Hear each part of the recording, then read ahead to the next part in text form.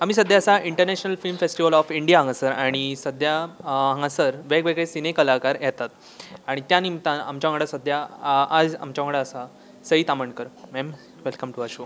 मला तुमची लँग्वेज जाम आवडते आणि मला पण बोलायचं असा पण थोडं थोडंच येत असा.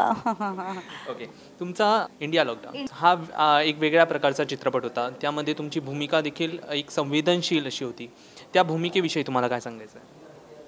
आय थिंक आता थोड्या दिवसातच लोकांना कळणार आहे, तर मी थोडक्यात असं सांगेन की मायग्रंट वर्करची भूमिका आहे आणि माझ्या भूमिकेत पात्राचं नाव मला भयंकर आवडतं.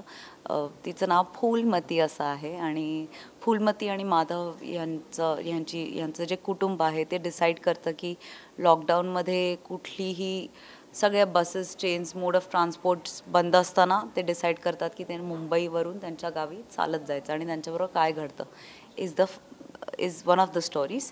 आणि 2 तारखेपासून OTTवरती ही फिल्म रिलीज होते, तर प्लीज बघा. एकंदर इफ्फीचा अनुभव कसा होता तुमचा? इफीचा अनुभव कायमच एनरिचिंग असतो. तुम्हाला वेगवेगळी लोकं भेटतात, वेगवेगळ्या गोष्टी बघायला मिळतात. आम्ही पहिल्यांदाच इफीमध्ये कास्ट अँड क्रूनी आम्ही पण पहिल्यांदा आमचा सिनेमा पाहिला. सो इफीज memories are always special.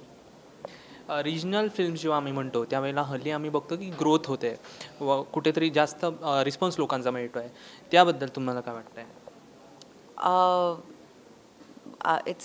I mean I feel proud आणि मला असं वाटतं की आपल्याकडे कॉन्टेंट हा किंग आहे आणि मला असं वाटतं की त्याच्या वेव्स किंवा त्याचा इफेक्ट प्रत्येक वेळेला आपल्याला जाणवतो. आणि ह्यावेळेस पण खूप इंटरेस्टिंग फिल्म्स आहेत. मी आज फ्रेमच्या स्क्रीनिंगसाठी इथे आलेली आहे. फ्रेममध्ये नागराज मंजुळे आणि अमय वाघ असे 2 कलाकार काम करत आहेत. So yeah I am looking forward to frame. OTT platform याविषयी हल्ली खूप बोललं जातं आणि ते बघायला गेलं तर हल्लीच्या काळात खूप वाटतं आहे. तर तुम्हाला वाटतं की OTT platform is the future?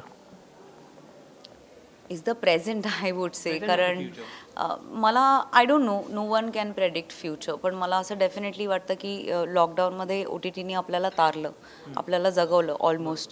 आणि मला असंही वाटतं की OTTमुळे खूप एम्प्लॉयमेंट ऑपॉर्च्युनिटीज क्रिएट झालेल्या आहेत. ॲक्टर्स, प्रोड्युसर्स, डिरेक्टर्स अधिकाधिक एक्सपेरिमेंट करू शकतात. त्यांना ज्या फिल्म्स बनवायच्यात, त्यांना ज्या गोष्टी सांगायच्यात ते सगळे सांगू शकतात. त्याच्यामुळे येस, डेफिनेटली याचा इम्पॅक्ट किंवा खूप मोठा आहे.